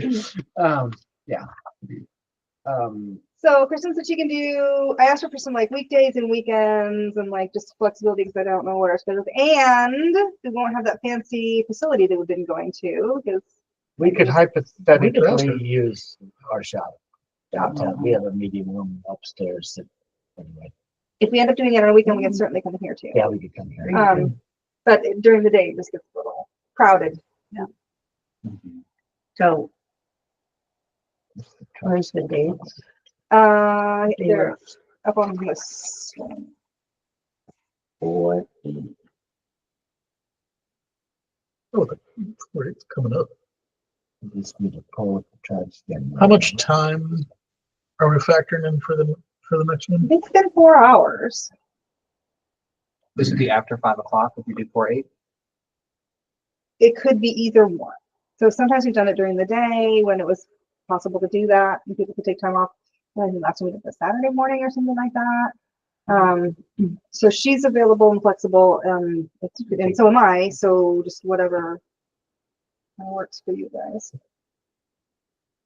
Are you saying actually you would prefer evenings? I prefer evenings, but I could also, if it's far enough out, I can ask for a day off or time off. I can't do 4, 8. No for it. I have kind of track practice every day in the evening, but I got assistance in all my things, so. I can always do this. But Would anybody want to consider a weekend? Do Saturday. That's 426. 4:26 would work for me. 6 could work, and 20. Probably my husband went Yeah. clamming with Alan that day, so that's fine. I'm okay with either of Can those we do days. it too? What about clamming with Alan? We did 4:20. You have a meet on. Very few weekend meets, just like Jesuit, and that's even a Friday. And then So state meet, who can do 426? I Alex. Jamie, you available 4:26? No, I have my kids that weekend. How about the 27th Are you available 4:25? in the morning? You're not raising your hand. Are you able to do 26? I should be able to. Let's see, May. Well, but she probably I'm can't just do the 27th if she has a. That's fine with her. Oh, because But it's a, just start at 5 a.m. and we'll sleep. We don't. So will I. Just So leave will Patrick, them yeah. in I don't bed. do 5 a.m. Bring bacon. now anymore. kids wake up earlier on the weekends. I don't know. I mean, There's always something. They I have- get a call from New York or something. 6 a.m. She really likes to do things Sunday. You know, it's the nature of her job, I think, but, Hmm. what about the 17th? Would that be? I could do the 17th. I've got three of these districts that seems to be the 16th. Is that one day? Yeah, is that a good day? Yeah, 17. 17. Okay for me. Yeah, okay, for me. And we don't know about Jackie? Jackie is a wild card. She can do it. Okay. She's She's fine. rushing from surgery. She should be surgery on She's got Saturdays the anyway. easiest schedule out of all These of days us. they're doing the surgery remote. She can do it well. Yeah, she doesn't do surgery on Saturday. All right, so did we very choose a often. day? Let's see if Kristen on the 17th. Everybody agree? Let's do Yeah. it. Okay, thanks. I think these trainings have been super valuable. Yes. All right, thank you for that, you guys. Are we starting at 9? 9 in this gentleman's hours, right? I think that sounds reasonable. Yeah. I've never done it. I don't know. Until that's my clock, I'm not really a gentleman. That'll have Um, a class is that what that from means? Farmer's Helper. So we can do that. And then we can figure out a location later. All right, channeling the spirit of Jackie. If there's nothing else, we're 2 minutes early. Woohoo. Can I ask really Sure. quickly to bring back? Oh, we were talking about this in executive. Can we talk about? Not till we close. She- I'm still on. What? I'm still on. You're still on? Are we? I think that we don't have to talk about this in executive. That's what I'm asking. But we don't know what you're talking about. Um, Do you guys, wanna- don't listen. Do you want to ask? Do you want to ask Lester if you can talk about it? Yeah, phone a friend. I'm putting a friend. Really tight. I think she. But not just about the priorities, but with ED, have staff and ED working with. But I mean, you just take the forward me the information. I just don't know what it Yeah, said or totally. was. We'll get you Oh, I the think she got it. info, Got it. and then She didn't mention it to me, so she might have meant to give it to you. She definitely gave it to the board. I but I chatted think with she thought you were on it. Sarah about it. She didn't sound disagreeable. So To be fair, I really didn't know what you were talking about. Okay, well then, that's why she wasn't so disagreeable. Yeah, I don't know. now she's gonna be really I don't know what we're talking about right now. Okay. All right, well, there you go. Okay, So, APU, What the heck does that mean? Auxiliary power unit? acceptable use policy, For technology for the kids? and if they sign them, parents sign them. Because I'm doing my stupid little Training? online training, and I didn't know you only do 3. I've done them all but 2. Lester's And then not I locked see your in. email, but it doesn't ever show which ones I'm Yeah, supposed to man. do.